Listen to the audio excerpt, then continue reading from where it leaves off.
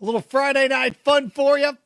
Harp on Sports, the Bar, podcast, audio, media, or radio network. Follow, share, like, subscribe on all the platforms. Thought we'd squeeze one in before we headed into the final weekend of October.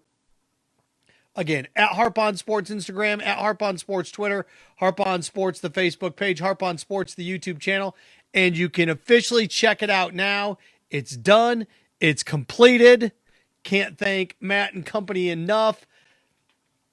Baby, harponsports.com revamped, redone. It looks sharp. It looks good.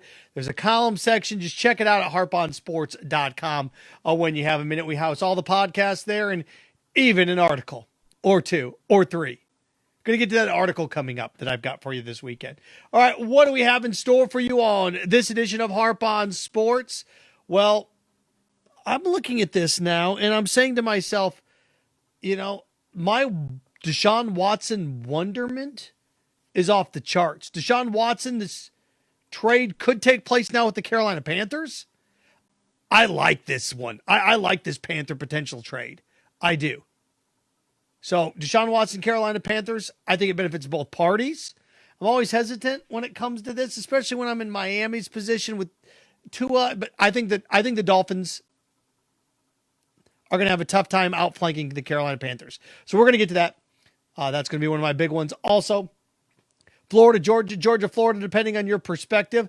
I'm a firm believer now that we don't have enough neutral site games. So I'm going to give you some more neutral site games that I think we need in college football. I went through and I found 6 of them. I created 6 neutral site games. It's not going to ruin any traditions. It's not going to ruin any rivalries. And actually, I'm creating a couple of them based on the new conference alignments. So we're going to get to that. Because let's face it, the SEC is going to have a couple of them now, right? The SEC is going to have Oklahoma, Texas. The SEC has Florida, Georgia. The SEC has Arkansas, A&M.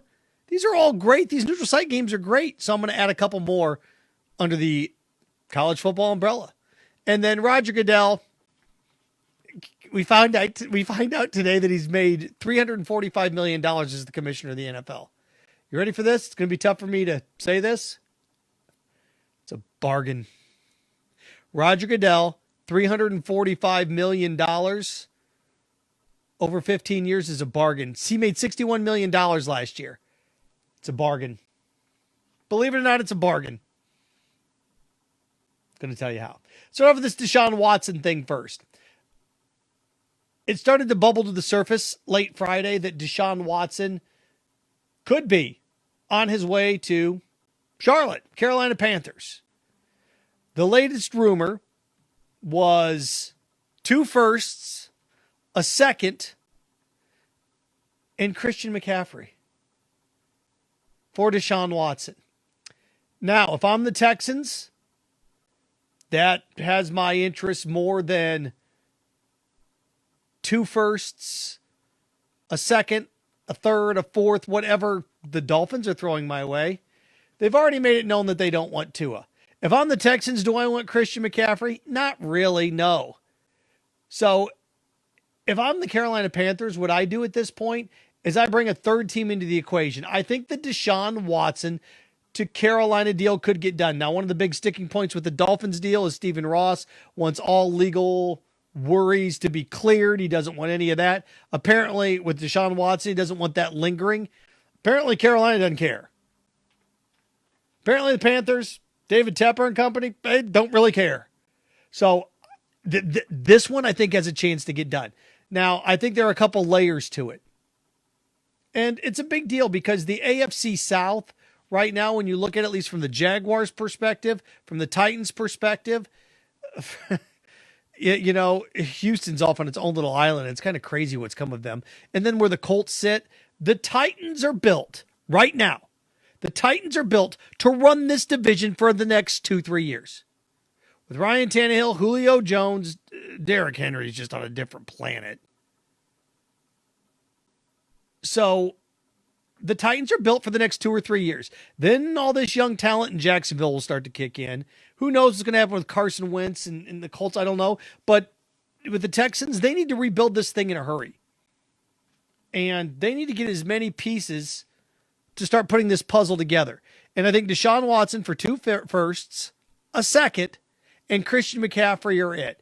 Now, if I'm the Houston Texans, I'm also working out a deal in which I move Christian McCaffrey immediately. I don't want a $60 million running back that plays 7 games a year. Pass. Now, is there a team out there that's crazy and foolish enough to take him? You bet there is. There's a team right now, and again, if Christian McCaffrey can stay healthy, but he can't, if he can stay healthy, the problem in Carolina is he's their only weapon, and they brutalize that dude. Just runs out of gas. He's not built for that. He's just not. So, if I were the Houston Texans, I'd do it. You bet. You send me 2 first, you send me a second, you send me McCaffrey, but I'm picking up the phone, and if this team would be insane not to at least think about it, and that would be the Buffalo Bills. If I were the Buffalo Bills, if you were the Bills, would you offer a third for McCaffrey? A second for McCaffrey? And all of a sudden, I am the Houston Texans, and I can get 2 firsts and 2 seconds, essentially, for DeShaun Watson. You'd say 2 seconds equal a first, wouldn't you? At least the thought process is there. I'd take McCaffrey and I'd flip him immediately to Buffalo. And if you're Buffalo, your leading rusher right now hasn't gotten more than 64 yards in his last 5 games. That's where you are running the football, Buffalo. And if you can get Christian McCaffrey in there with Josh Allen and that zoo, because let's face it, in the AFC, who do you need to contend with now?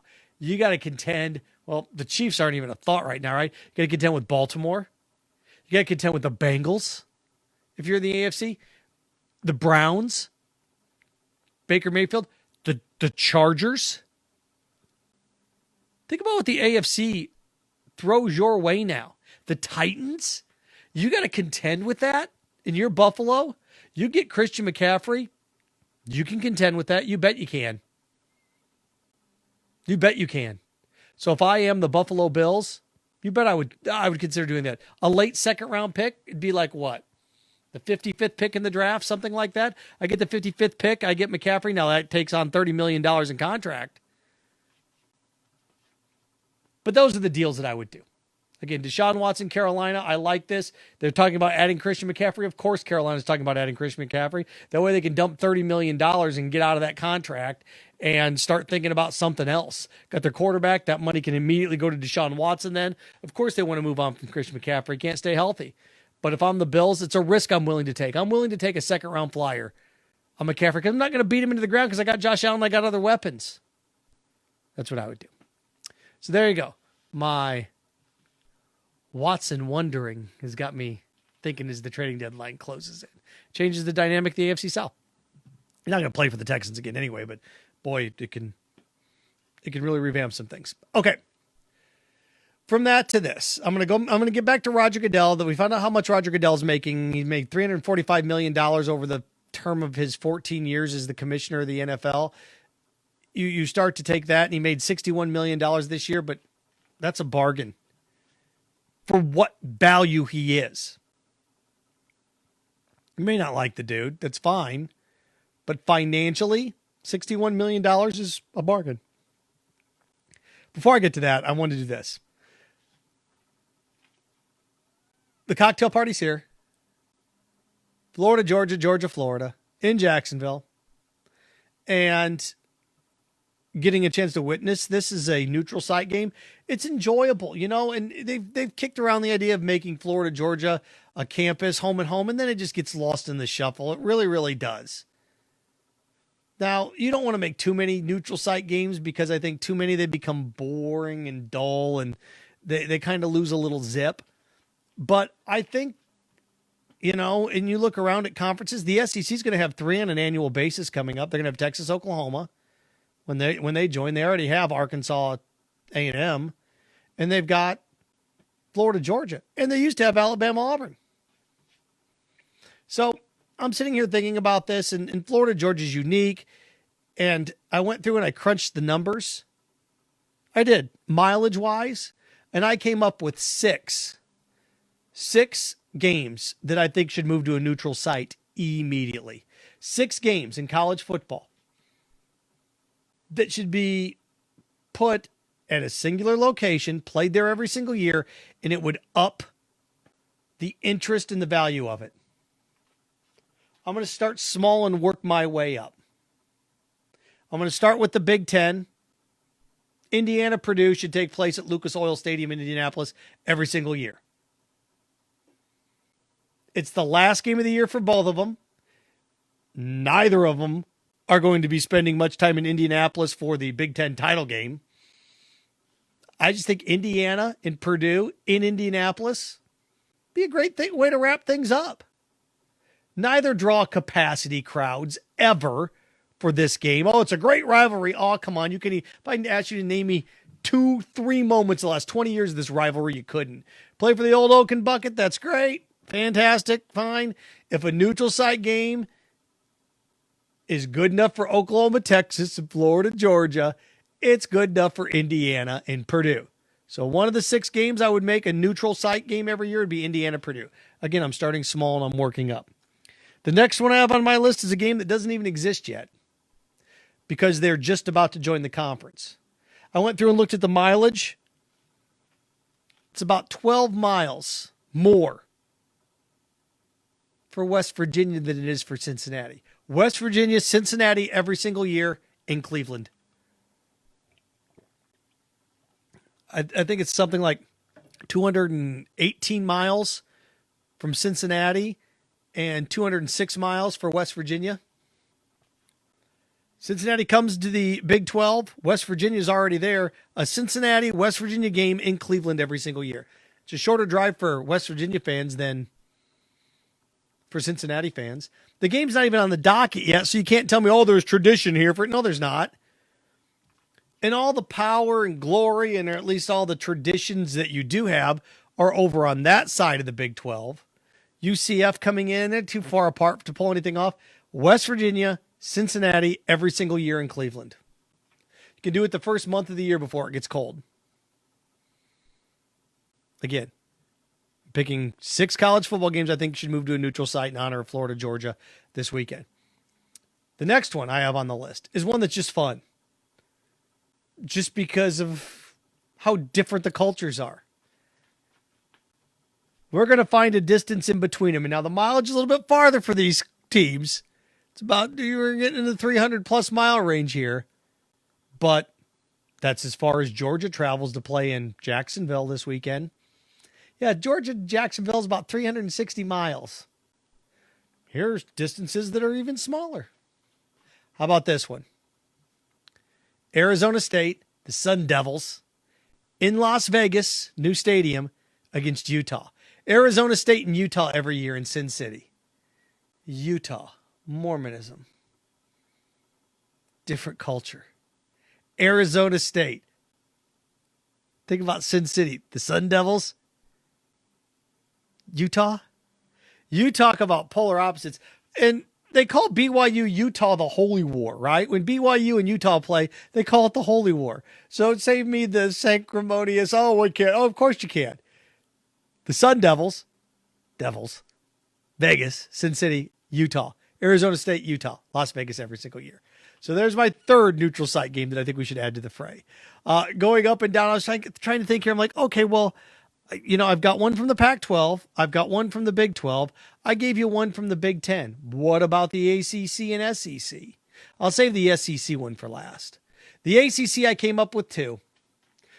First of which, Syracuse, Pitt in Buffalo.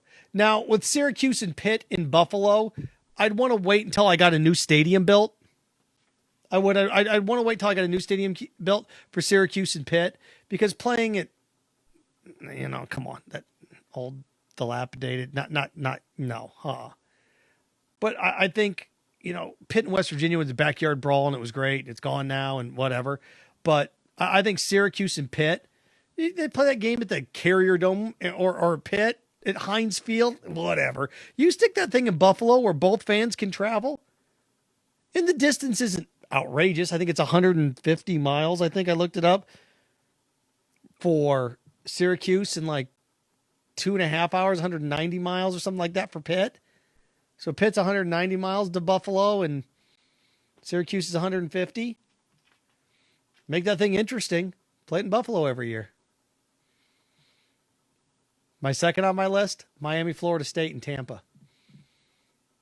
It's 250 miles, 240 miles for Florida State. Just a little bit farther.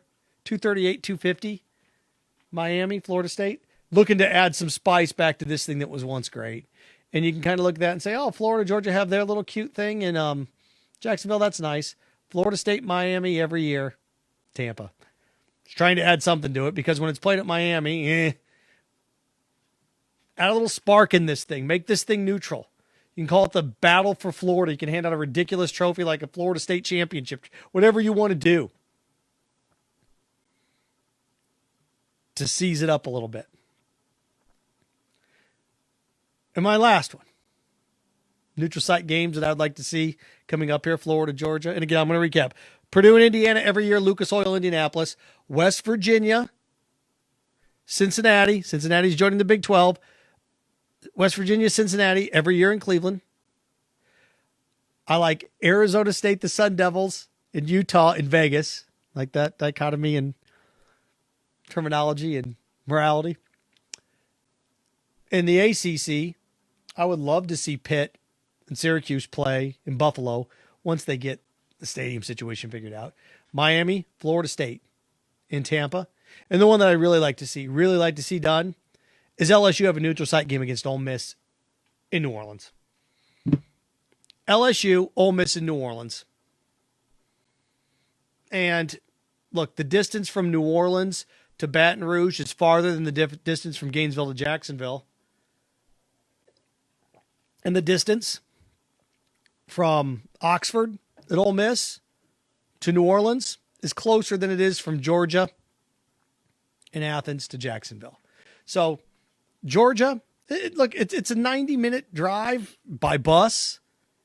If it's a real slow day, a 90-minute, like 80-minute drive from Florida, University of Florida to Jacksonville, it's 6 hours for Georgia. It's a jaunt for them. Everybody loves this. I'd love to see LSU and Ole Miss every year in New Orleans. A&M in Arkansas work in Houston. A&M in Arkansas work in Houston. Texas and Oklahoma going to be in Dallas.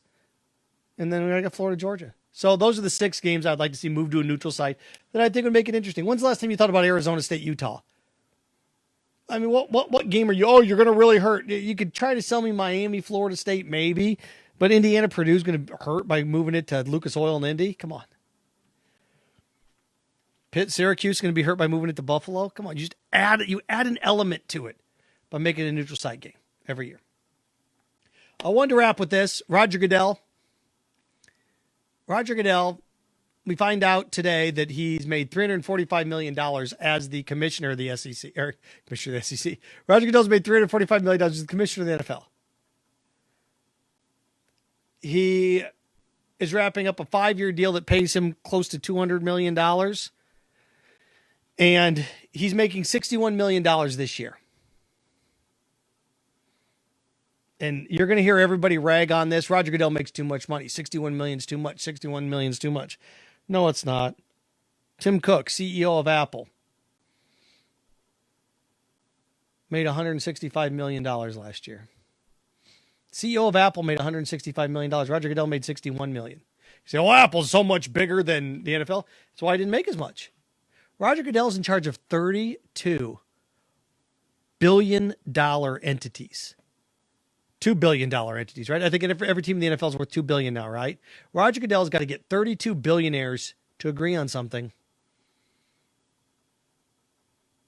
And then imagine how tough it is to get 32 people. Imagine how difficult sometimes it is to get half that. Imagine how difficult it is to get 16 people to agree on something. Roger Goodell's got to get 32 billionaires who always get what they want to agree on something. Then get all the players to agree to that something. And then negotiate TV contracts. Meanwhile, you're the most popular brand in the world, or at least here in America, that has a microscope on you unlike anything other. $61 million a year for Roger Goodell is actually underpaid compared to CEOs of major corporations. Is it John Laguerre, CEO of T-Mobile? $158 million. So you got the CEOs of telephone companies. I'm just giving you phone companies. CEO of like ExxonMobil, like oil companies make $100 million. So you have these CEOs of telecom and oil. Jeff Bezos made a couple $1 billion. I mean, he's the owner. It's a little bit different. Elon Musk, owner, a little bit different. But you have these CEOs of certain companies. CEO of my former company that I used to work at made like $30 million. It's great. If you can get it, you can get it. But the whole thing that Roger Goodell, $61 million, this is ridiculous. He's never played a down in his life. Yeah, how many telephones is the CEO of Apple built? How many pipelines is the CEO of Exxon drilled? Stop it. It's a business. Roger Goodell has negotiated $100 billion worth of TV contracts for the next decade. Roger Goodell, commissioner of the NFL, responsible for $100 billion worth of TV contracts. He made $61 million. Take $100 billion, divided by $61 million to see what you come up with. The value that man brings, the owners love him. Why? Because he makes them extremely wealthy. Roger Goodell, in a business model, is underpaid. Harp on Sports, The Bar, podcast, audio, media, radio network. Follow, share, like, subscribe at Harp on Sports, all your platforms, including harponsports.com. It's new. We got it up. Can't thank Matt and the gang enough for building it. I'm going to give them a plug in some of our posts coming up here because the website's fantastic at harponsports.com. Even I have my first article put up there. NFL football players as Halloween villains. Slashers. Derrick Henry's the Michael Myers. Patrick Mahomes is Freddy Krueger. It's fun. You check it out at harponsports.com. And remember, stay clean, stay focused, stay strong. Georgia 31, Florida 13. Give them the points. Frankenstein. Have fun with your friends.